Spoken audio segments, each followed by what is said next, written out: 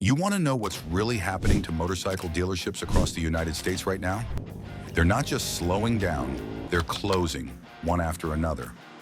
So today we've decided to break down why motorcycle dealerships across the US are collapsing and what they don't want you to understand about it.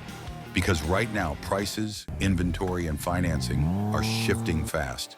And if you don't see what's coming, you could end up overpaying, or worse, buying into a system that's already falling apart. Stay with me, because one of the biggest reasons shows up later, and almost nobody talks about it. Step back for a second, and the picture sharpens, and it's not pretty. What's happening to motorcycle dealerships across the United States isn't coming from one issue. It's pressure from every direction at the same time.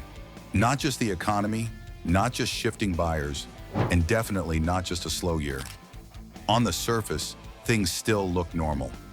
Showrooms are open, new bikes keep rolling in, sales events are everywhere. But underneath, the structure is starting to give.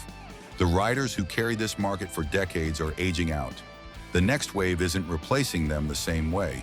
Different priorities, tighter budgets, different expectations. At the same time, money is getting tighter. Bikes sit longer. Loans are harder to secure. Costs keep climbing. One problem is manageable. All of them together, that's when things start to break. And the first place that shows up is in the numbers, starting with sales.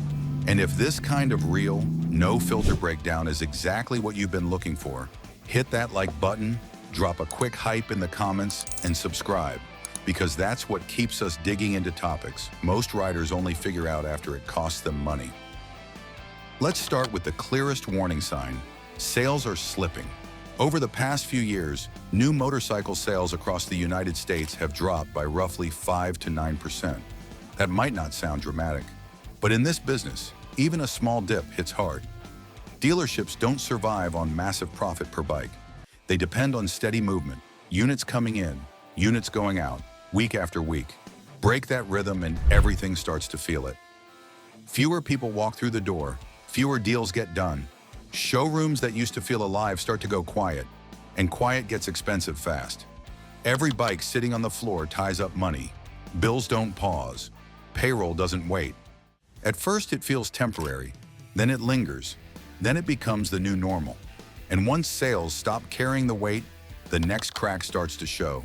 Dealerships themselves begin to disappear. Now you start seeing the real impact of slowing sales. Dealerships are closing. In just 1 year, roughly 400 motorcycle dealers across the United States shut their doors. And this isn't abstract data. These are real storefronts in real towns going dark. Places that used to be busy on weekends are now empty. Lights off, doors locked, signs out front replacing brands that stood there for decades. Service bays silent, no movement, no traffic. And when a dealership disappears, it usually doesn't come back. Because that location isn't just a store, it's the local connection to riding itself. Without it, there's nowhere to walk in, ask questions, or even get started. These closures aren't random. They follow the slowdown in sales. Less revenue, rising costs, pressure building month after month.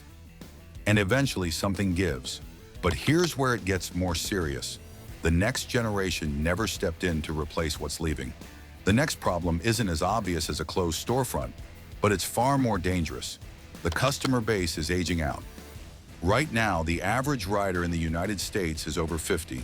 That means the group that's been buying new bikes, upgrading regularly, and keeping dealerships alive is getting older and smaller. These are loyal, experienced riders. For decades, they carried the entire market, but they're not being replaced. Younger buyers aren't stepping in the same way. Not because they dislike motorcycles, but their priorities are different. Tighter budgets, different spending habits, less interest in ownership the way it used to be. So a gap starts to form. Older riders slowly step away, while fewer new ones step in. And that creates a quiet decline. Because when that pipeline weakens, something starts building behind the scenes. Inventory that isn't moving like it used to. Now I'm curious, have you personally noticed fewer people buying bikes lately? Or dealerships getting quieter where you are? Drop your experience in the comments because Real Rider Insight tells a much bigger story than the numbers alone. Now this is where things start to break, not on the surface, but underneath it. You walk into a dealership today and everything looks fine. Bright lights, polished floors, rows of bikes lined up like they're ready to go. But look closer. They're not moving. Same motorcycles, same positions, sitting there for weeks, sometimes months. And here's what most people miss. There's a hidden pressure inside the system that turns slow sales into something much worse. And once it builds, it doesn't just hurt profits. It starts forcing decisions that damage the business long-term. We'll come back to that in a moment. But for now, focus on what's right in front of you. That bike on the floor isn't inventory, it's debt. Dealerships don't own most of what you see. They finance it. They borrow money expecting those bikes to sell quickly. But when buyers disappear, the system stalls. Now the bikes sit, and the cost keeps ticking. Interest builds, fees stack up. Cash gets locked into machines that aren't bringing anything back. And the longer they sit, the harder they are to sell without cutting into profit. This is where declining sales and the aging customer base start to collide. Fewer buyers means more unsold bikes. More unsold bikes means more financial pressure, and that pressure compounds over time. But even with all that inventory sitting there, moving it isn't as simple as lowering the price, because most buyers don't pay cash. And the next barrier shows up exactly where deals are supposed to close: financing. Now we get to the final barrier, the moment where deals are supposed to close. But more and more, they don't. Financing. Because here's the truth. Most riders aren't walking in and dropping cash. This entire system runs on monthly payments that feel manageable. And that's exactly what's falling apart. Over the past few years, interest rates have climbed. So even if the price of the bike hasn't changed much, the payment has. What used to feel reasonable now feels heavy. For a lot of people, that's the breaking point. They hesitate, and then they walk. At the same time, lenders have tightened everything: higher standards, more rejections. People who should qualify suddenly don't. So now you've got a buyer ready to go, sitting across the desk, and the deal just dies. Not delayed, gone. And when that keeps happening over and over again, something bigger starts to happen. The entire system begins to seize up. At this point, you can't ignore the pattern anymore. We've gone through the warning signs: sales slowing down, stores shutting their doors, customers aging out, bikes sitting longer than they should, deals falling apart at the last step. On their own, each one looks manageable, something you ride out. But together, that's a system breaking, because none of these problems exist alone. They feed into each other. Fewer buyers means more unsold machines. More unsold machines create pressure. That pressure forces closures, and every closure shrinks the market even further. That's not a rough cycle. That's structural damage. And that changes everything. Because if this were temporary, you wait, let things recover. But this doesn't feel temporary. This feels like something that's been building for years, finally catching up. Which raises the real question: not what's happening, but why nobody adjusted when they had the chance. And the answer starts with the customer. So far, we've seen falling sales, dealership closures, and an aging rider base. Which one do you think is doing the most damage right now? Let me know in the comments. And while you're there, like the video and subscribe, because what comes next explains why all of this is happening. The first real shift starts with the customer, especially the younger buyer, because they don't see motorcycles the way previous generations did. For older riders, buying a bike was emotional. It was identity, lifestyle, brand mattered. You walked into a dealership, trusted the process, and if things went well, you came back a few years later and did it again. That was normal. But the newer buyer doesn't operate like that. They're more calculated, more price aware, and far less interested in buying brand new. To them, a motorcycle isn't a statement, it's a decision. Something to compare, evaluate, and break down. And when they look at the numbers, the answer is obvious. Why pay full price when a lightly used bike gives you almost the same experience for far less? So they go used, or smaller, or simply cheaper. And loyalty? That's fading too. They're not tied to history, they're tied to value. which creates a gap the industry still hasn't figured out how to close. And that gap only got wider once information became impossible to control. One of the biggest forces squeezing motorcycle dealerships right now isn't dramatic. It's everyday life getting more expensive. Everything costs more. Housing, food, utilities, expenses people can't avoid. And when those go up, something else has to give. For most buyers, that something is a motorcycle, because at the end of the day, this isn't a necessity. It sits in that middle space, part transportation, part passion, and when money gets tight, anything in that category gets pushed back. That shift is already happening. People aren't rushing to buy, they're waiting. Plans get delayed, purchases get reconsidered. Some drop the idea entirely, and financing doesn't fix it. Higher rates mean higher monthly payments, turning what used to feel exciting into something that feels risky. When enough people make that same decision, the impact hits fast. Slower sales, bikes sitting longer, cash flow tightening. But here's where the story takes a sharper turn, because not all of this pressure came from the outside. Some of the biggest damage was self-inflicted, and that's exactly where the next problem begins. The way they chose to operate. For years, the focus was simple. Sell the most expensive machines possible.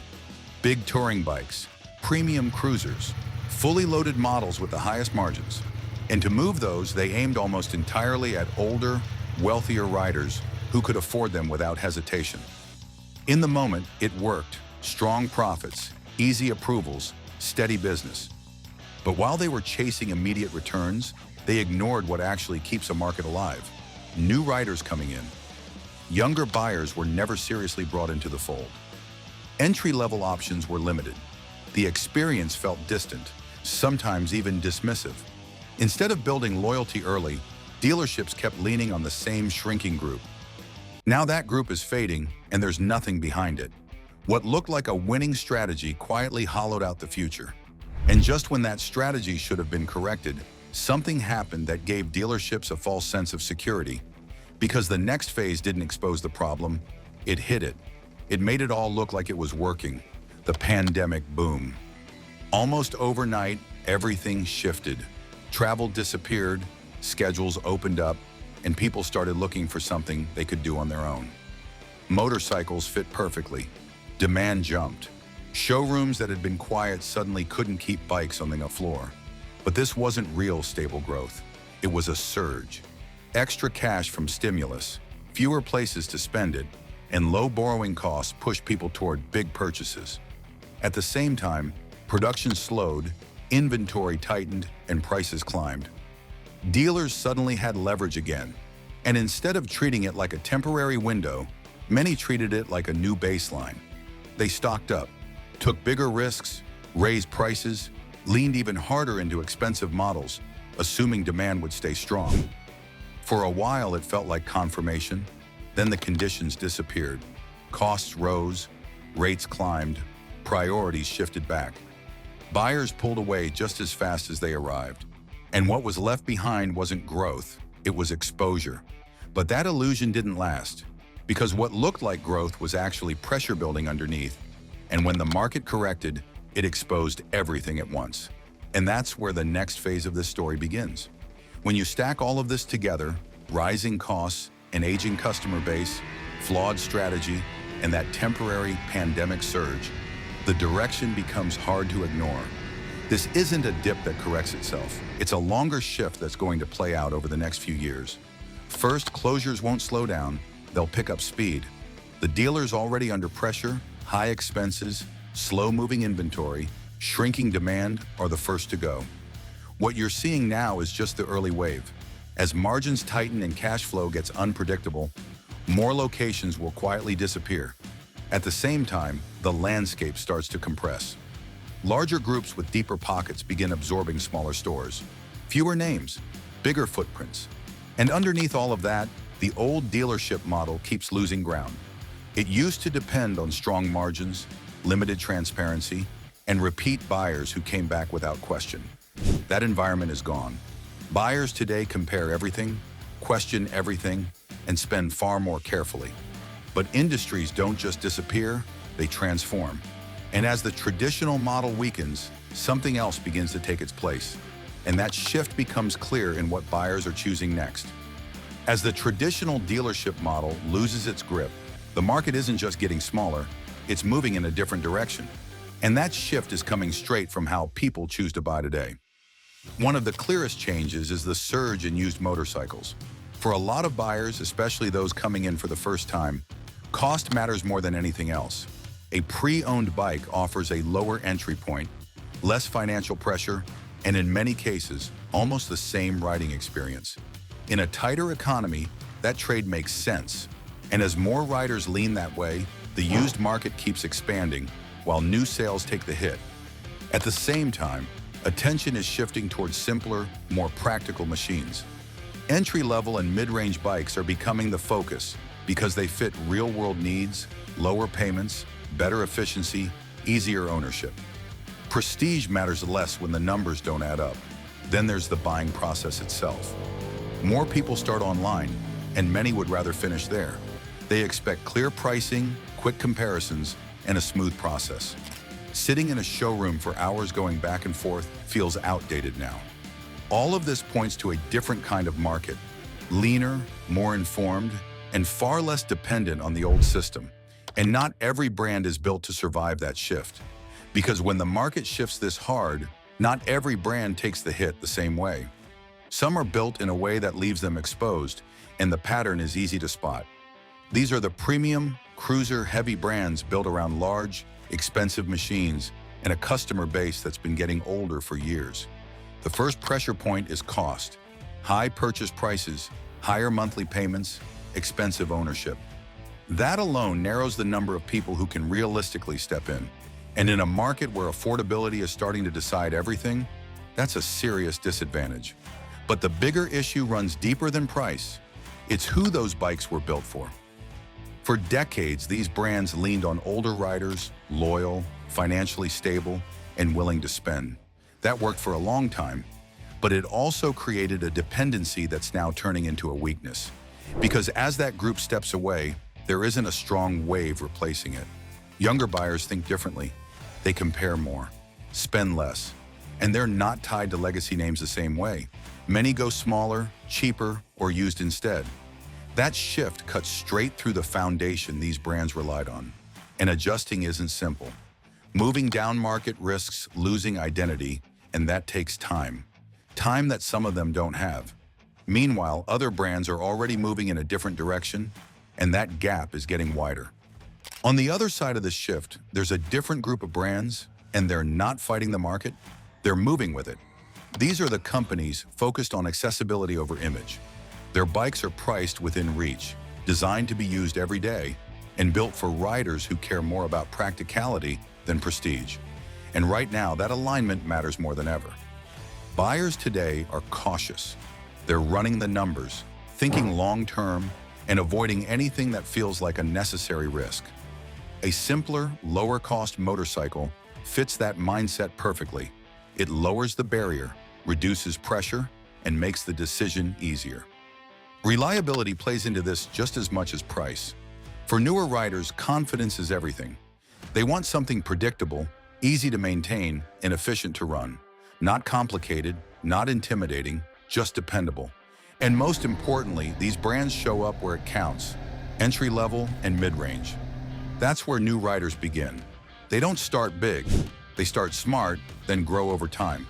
Brands that meet them at that first step don't just make a sale, they build a relationship. So while others are losing ground, these brands are positioning for the long run, which makes the real issue clear. It's not just what's being sold, it's how the entire system is operating. And that's where the pressure shifts next. Because at this point, the direction is obvious. Sales are falling, locations are shutting down. The old model isn't just under pressure, it's losing relevance fast. But here's the part most people get wrong. This doesn't mean the industry disappears. It means it changes. Because while some dealerships are struggling to survive, the market itself is still alive. Riders still exist. Demand still exists. It's just shifting, quietly but aggressively. And that shift is where the opportunity is hiding. Because survival today isn't about repeating what worked 10 or 20 years ago. It's about recognizing what buyers are asking for right now and actually responding to it. They want lower entry points, clear pricing, less friction, more control over how they browse, compare, and buy. And the dealerships that see that early, they don't collapse, they reposition. Not by rebuilding everything overnight, but by making smarter moves, adjusting what they stock, rethinking how they price, changing how they treat people walking through the door. Because the same pressure pushing some out is making room for others. And that brings us to the most important part of this conversation: what actually needs to change to survive? And the most important shift dealerships need to make is the one they've avoided the longest: bringing new riders in. Because this isn't just about fewer sales. It's about where those sales are coming from. For years, dealerships leaned on an older customer base without building anything behind it. No pipeline, no replacement. Now that gap is wide open. So what actually changes? It starts with what's on the floor. Entry-level bikes can't be an afterthought anymore. They have to be the foundation. Smaller engines, lower price points, payments that feel realistic, not stretched. Because if the first step is too high, most people won't even try to take it. But even that isn't enough, because a new rider doesn't just evaluate the bike, they evaluate the environment. And right now, that environment pushes people out. It feels intimidating, transactional, built for someone else. That has to flip. The experience needs to feel approachable. Staff who explain instead of overwhelm. Conversations instead of pressure. Space for someone to ask basic questions without feeling out of place. Because you're not just selling a machine, you're introducing someone to riding. And if that first interaction feels wrong, they're gone. Which brings up the next problem.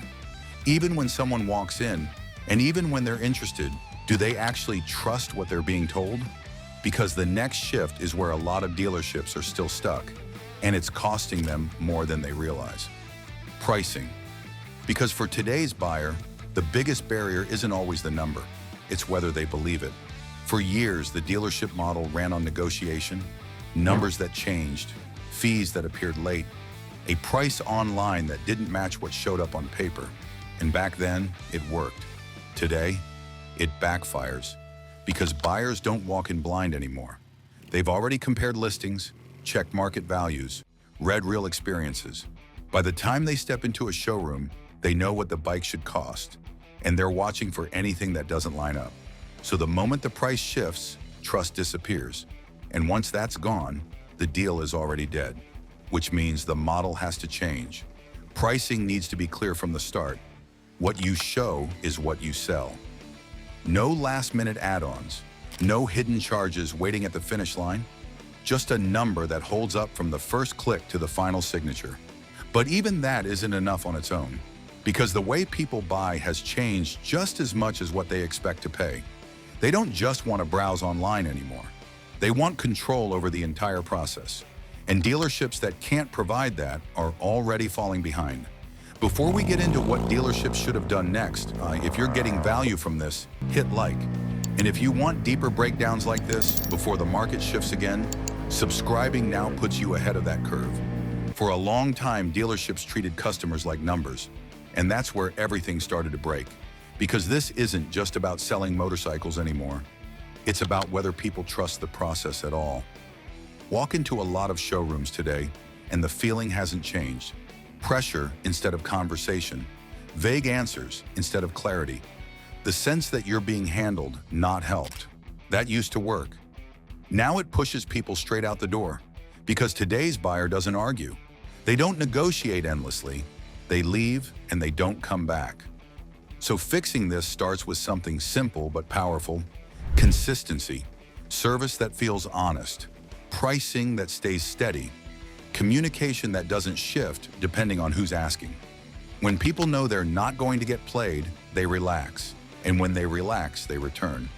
And then there's respect, not just for the big spender, but for the beginner, the younger rider, the person asking basic questions, because that small customer today is your entire future tomorrow. The dealerships that survive will understand that. They'll stop chasing transactions and start building relationships. Real ones. The kind that extend beyond a single sale through follow-ups, events, and actual community. Because loyalty doesn't come from brands, it comes from how people feel when they walk in and when they leave.